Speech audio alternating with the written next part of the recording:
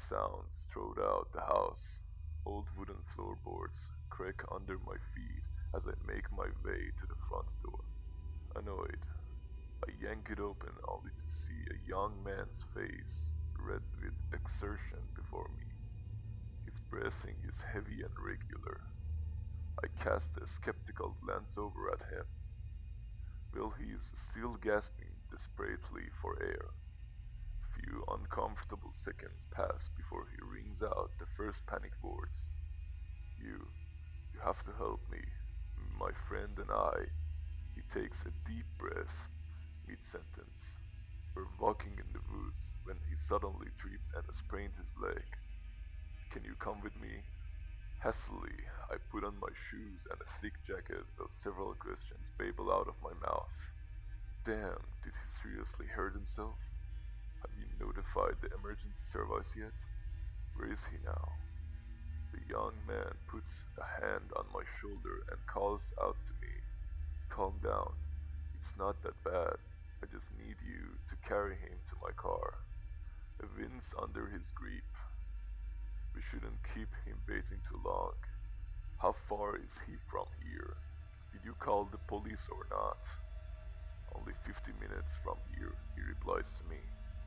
I wait patiently for another answer as I grab my cell phone and house keys, but he remains silent. I step out of my house and locks the front door behind me as I repeat my question, more forcefully than before. Well, have you informed him now? I stare into the man's emotionless eyes. All thought the weather outside is nice. My face hurts from the cold. The man can't seem to find a suitable answer to my question until he finally speaks to me. No, I didn't call anyone. I didn't think it was necessary to contact the mountain rescue. I frown and already want to protest but hesitate. Maybe he's right. If his friend only has a slight sprain, then both of us would probably be enough to drag him to his car. The young man waves his hand at me and speaks calmly. Follow me. I'll show you where he's lying. We walk along a narrow forest path for 5 minutes. The steep path quickly has me panting, and the fact that it's partly icy doesn't make it any easier. The two of us don't talk too much on the way, and to be honest, I don't want to get into a conversation with him. He's been acting strange the whole time. One would assume that he would be panicked or at least worried, but he shows no emotion.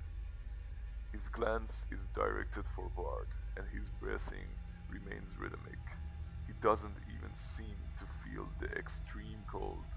The forest itself looks magical and enchanting. Snow glitters on the branches of the conifers, and small snowflakes gives everything a mystical atmosphere. Still, I don't feel welcome. It seems to me that no living creatures are wanted in this area. Usually birds can be heard even next to my house, but here everything seems to have fallen silent, and the presence of this man does not reassure me either. Why exactly did he ask me for help?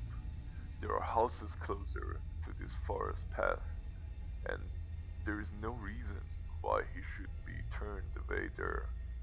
But before I can make myself even more paranoid with worrying thoughts, the man stops abruptly.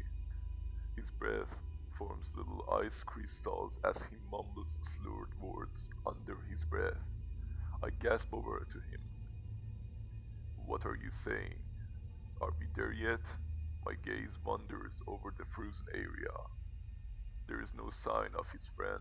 My suspicion grows by the second. Suddenly, the young man in front of me speaks in the awestruck voice. Here it is. Isn't this animal magnificent? A wonder of nature. I frown, not too sure what he is talking about. The snow crackles under my footsteps as I step hesitantly beside him. At first, I can't make out anything among the spruce and large trees, yet I can sense another presence. The feeling that we are being watched grows in me, and with it, panic. Desperately, I look at the man next to me and want to ask him what is going on, but when I see his dreamy face, my throat tightens. His eyes widen and his mouth has twisted into a disturbing smile that stretches from ear to ear. In the corner of my eye, I notice something moving. Raising my fists, I turn around but go into a kind of shocked stupor when I catch sight of it.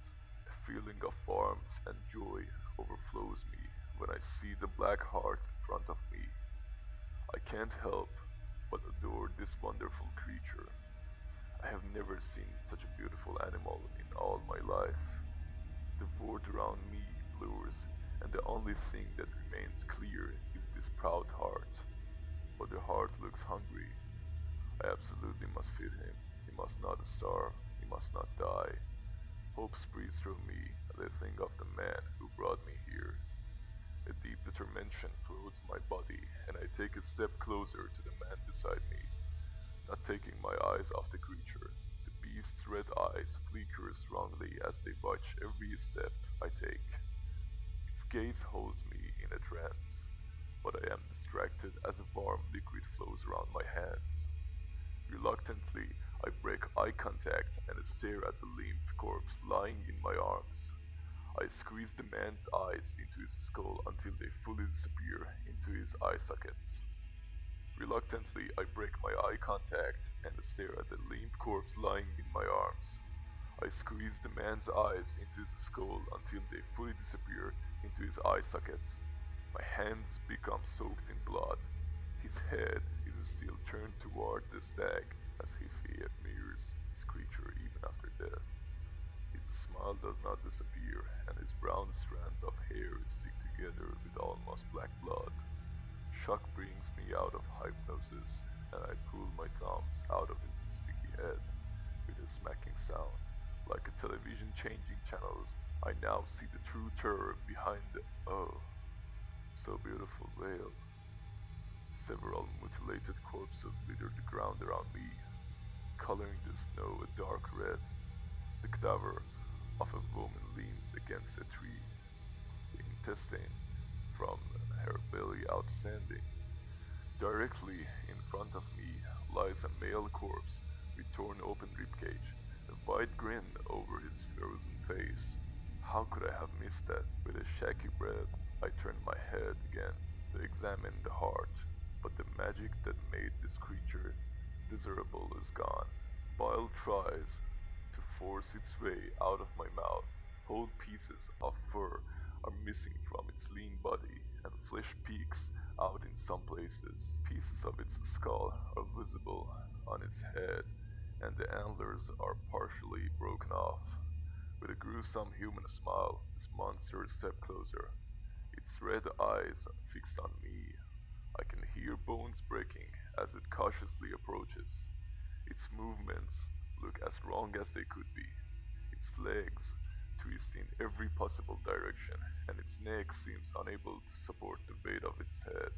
I want to scream, to run away, to at least do something, but I am unable to move, as suddenly the surroundings around me blur, and the only thing that remains clear is this beautiful heart in front of me. A smile spreads across my numb face as my eyes widen. A soft, deep voice speaks to me in my head. The words ring clear and distinct in my mind. I nod urgently to the heart and turn in the opposite direction. I trudge through the snow as if on clouds, all the way to the valley floor. A giggle and chuckle can be heard from me. The forest around me seems more beautiful and magical than before with every step I take. The snow glistens in the sun, and icicle hanging from branches flash at me as the small snowflakes fall from the trees. For several minutes, I walk through the streamboard until, out of breath, I find myself standing in front of a strange house. My smile slackens, and my expression becomes more serious. I knock hard on the door and wait patiently. Footsteps are heard from the other side as the door swiftly opens. The slightly older man looks at me in confusion and asks, "What's up?" I feel kind of euphoria rising inside me, but I try to suppress it. I answer as seriously as I can after a few awkward seconds. "I need your help. My friend sprained his leg while hiking.